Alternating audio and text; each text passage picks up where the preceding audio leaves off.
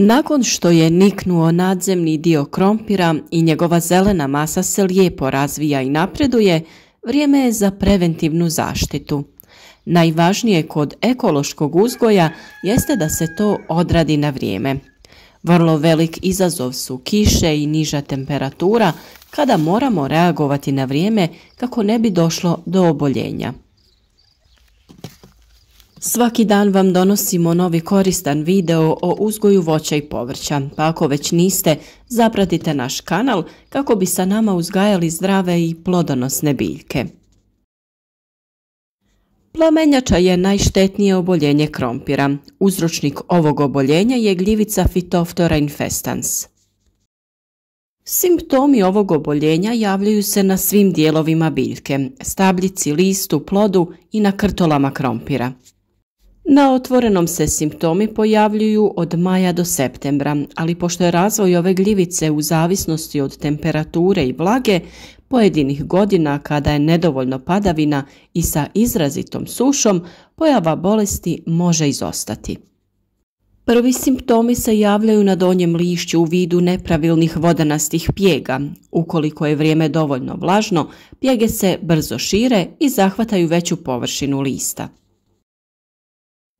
S naličja lista javlja se bijeličasta prevlaka na ivici pjege. Kada su uslovi za razvoj gljivice optimalni, bolest se veoma brzo širi i zahvata cijelu biljku.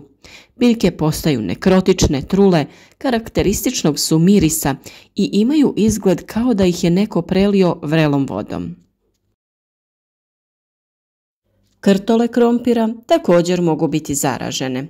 Plamenjača se sa lista prenosi na krtole, ali i obratno.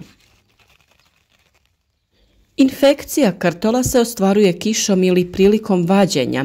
Na površini se uočavaju tamne pjege koje su malo udubljene. Takve krtole u skladištu trule, a ako prežive postaju izvor zaraze za sljedeću godinu. Na primjer, na paradajzu simptomi se javljaju na listu, stablu, granama, zelenim i zrelim plodovima. Simptomi se ispoljavaju na isti način kao i na krompiru.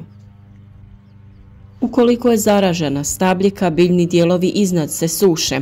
Na plodovima se javljaju tamnije pjege koje se postepeno povećavaju dok ne zahvate cijeli plod. Na njima se u optimalnim uslovima može javiti micelijska bijela prevlaka. Samim tim nameće nam se pitanje kako zaštititi usjev od plamenjače.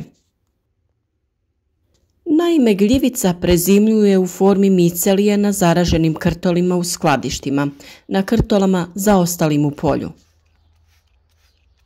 Da bi se simptomi plamenjače pojavili, treba da se ispune određeni uslovi. Za njen razvoj potrebna je povećana vlažnost, a infekcija se najčešće ostvaruje nakon kiše. Potrebno je da je vrijeme oblačno, da rosa dugo ostaje na biljkama i da je noćna temperatura između 10 i 12 stepeni, a dnevna između 20 i 22 stepena. Ukoliko se dogodi da se u isto vrijeme ostvare određeni uslovi, najvjerovatnije je da će doći do pojave i razvoja plamenjače na krompiru. Da bi zaštitili usjev od plamenjače, potrebno je učiniti nekoliko stvari. Za sadnju treba izabrati odsjedite parcele koje nisu u sjeni. Na ovaj način izbjećemo dugo zadržavanje rose na listovima.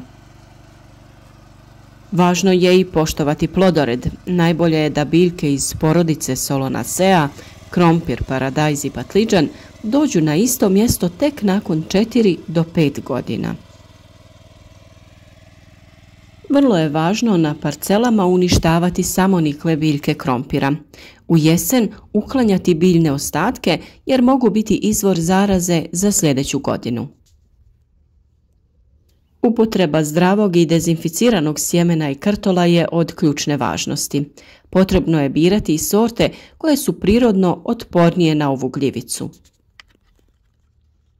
Kako bi naše biljke zaštitili na vrijeme, bitno je da se vrši redovni pregled, najbolje u jutarnjim satima dok je rosa, jer se tada simptomi najlakše uočavaju. Kod sjetve i sadnje potrebno se pridržavati optimalnog razmaka. Na taj način će se biljke brže sušiti poslije kiše i neće biti preblizu jedna drugoj. Vrlo je važno i malčirati tlo i đubriti biljke biljnim hranjivima, a tu ubrajamo koprivu, preslicu i maslačak. Kod ovakvih oboljenja preventiva je najbitnija, zato se preventivno biljke poslije svake kiše trebaju tretirati raznim pripravcima ili odmah preventivno razmacima od 7 do 15 dana. Vrlo je važno i da je tlo obrađeno kako treba i da je bogato hranjivima, kako bi biljka mogla da se kvalitetno razvija. Dobro uhranjena biljka je i zdrava i otporna na oboljenja i napad štetnika. O načinu sadnje i općenito uzgoja krompira već smo dosta govorili, pa takve videe možete pronaći na našem kanalu.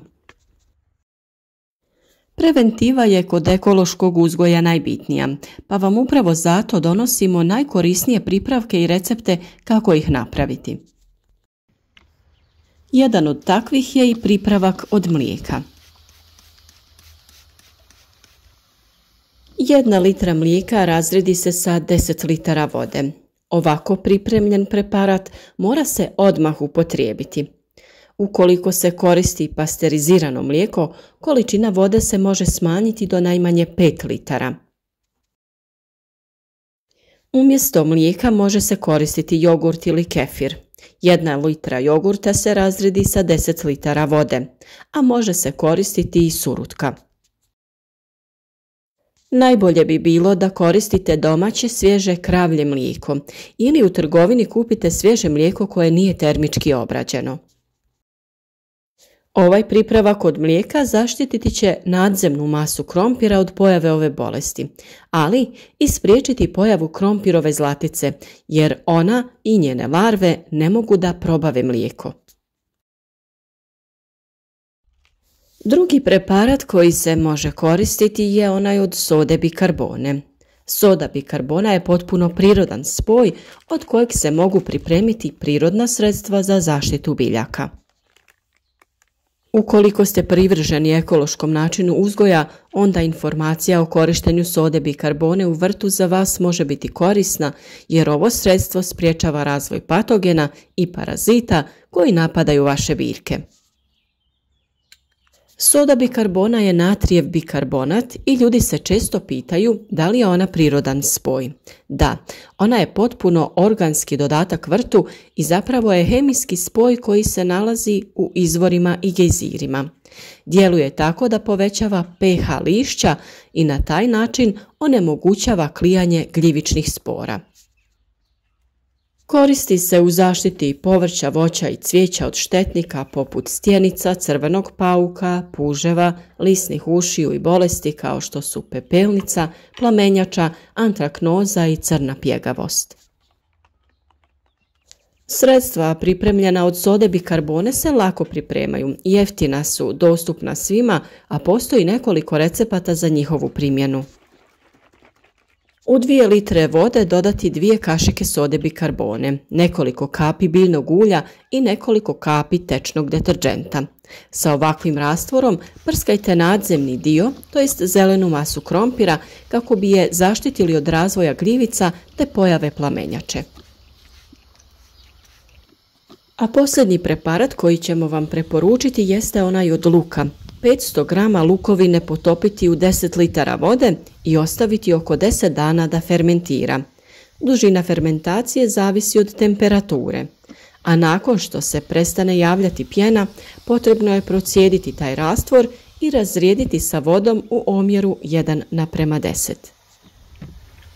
Mogu se naravno pripremiti i razni drugi preparati kao na primjer cimet rastvoren u vodi. Saditi biljke koje su dobri susjedi paradajzu i krompiru i koji ih štite kao što su bosiljak, hren i kadifica. Naravno o ovoj temi imate još dosta videa na našem kanalu pa ih pogledajte. Iako se čini da uzgoj biljaka nije težak posao, zahtjeva dosta pažnje i rada, ako želimo da imamo biljke koje će nam dati dovoljno plodova. Vrt treba da se obilazi svakodnevno i na vrijeme uoče bilo kakve promjene. To je najvažniji faktor ukoliko želimo da biljke štitimo na prirodan način. Naravno da postoje i različiti preparati koji se mogu kupiti i koji će zaštititi vaše biljke od oboljenja. Većina njih je na bazi bakra. Zadržavaju se na listovima i uništavaju već postojeće spore ove bolesti. Primjena ovakvih preparata mora biti u skladu sa uputstvom za upotrebu uz poštivanje načina, vremena primjene i karence. Obavezno se savjetujte sa stručnjakom kako bi takve fungicide koristili na pravilan način bez da napravite više štete nego koristi. A naša preporuka je uvijek da se na vrijeme krene sa prirodnom zaštitom jer samo na taj način možemo zaštititi naše biljke.